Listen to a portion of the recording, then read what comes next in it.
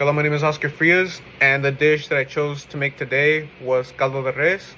And caldo de res represents Mexican culture, and caldo de res literally just translates to beef stew in English. Alright, so the ingredients that you're gonna need are corn, carrots, beef, potatoes, tomatoes, zucchini, and chayote.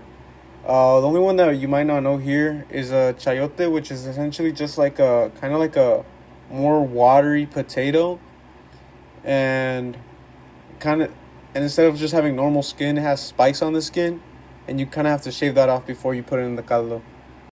So the main nutritional benefits of these foods are first going to be corn, which is a good source of carbohydrates, fiber, and essential nutrients such as vitamin C, B vitamins, magnesium, and potassium. Carrots are an excellent source of vitamin A, vitamin K1, potassium, biotin, and vitamin B6. Beef is one of the best sources of complete protein, providing all 9 essential amino acids.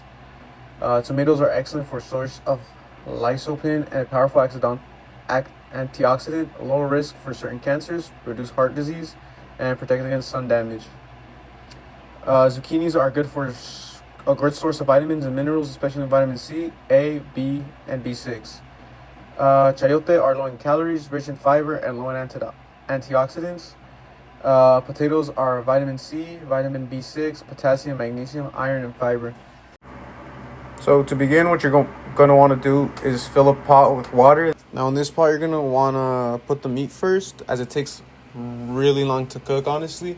Well, depending on how hot the water you use is, but usually it'll take a long time. It took me about an hour for the meat to cook. After you put in the meat and it cooks, it should be kind of soft to the touch, kind of tender.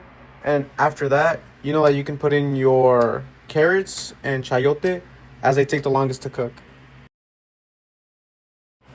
Peeling all your vegetables is optional depending on how you like your food, whether you like the skin or not.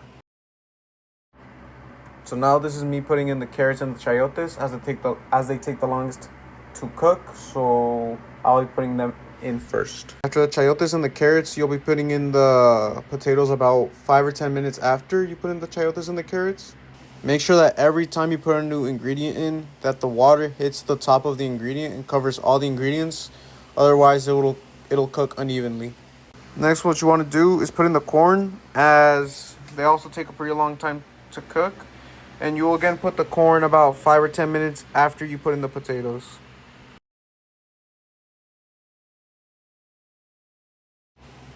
5 or 10 minutes after you place in the corn, you're going to want to put the tomatoes and onions. You place everything in accordance to how long it takes to cook, because if you put everything at the same time, some things won't cook and some things will be way too mushy.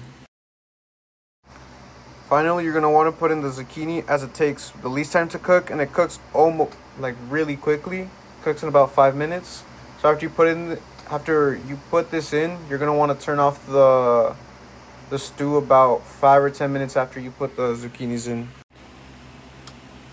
After you turn off the stew, you're going to want to let it sit a bit to cool down and to make sure everything marinates properly and everything mixes properly.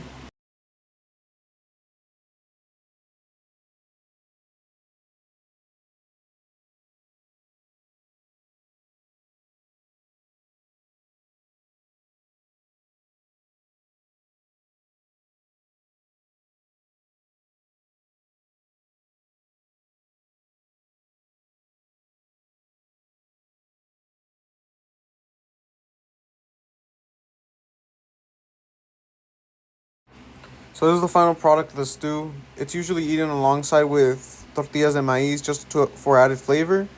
So overall, after finishing the caldo de res, I think it ended up tasting pretty good. And I also think that the process to make it was pretty easy, and I'll probably end up making it again. I think that while the process did take a bit of time, honestly, maybe it took an hour for the meat to cook, and then probably another hour for all the other ingredients to cook, which ended up being maybe 2 or 3 hours for the whole process. I think that in kind of the complexity, I think it was pretty easy, and I'll probably end up making it again, since it can also be reheated and eaten multiple times. I think that also makes it worth it. So in terms of cultural significance, caldo de res has been in Mexican culture for a very long time, honestly.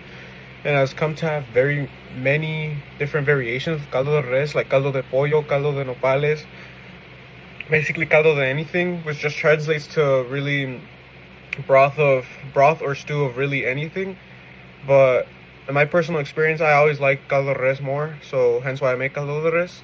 I think how easy to make it also contributed to how popular it became within Mexican culture, as maybe a lot of people in Mexican culture were too busy to work or almost too exhausted to work. And while not too exhausted to work, but too exhausted to make their food after working. And making a large amount of food kind of was easy with caldo, as simply scaling the size of the meal wasn't too difficult, and it was just simply putting more food in a pot.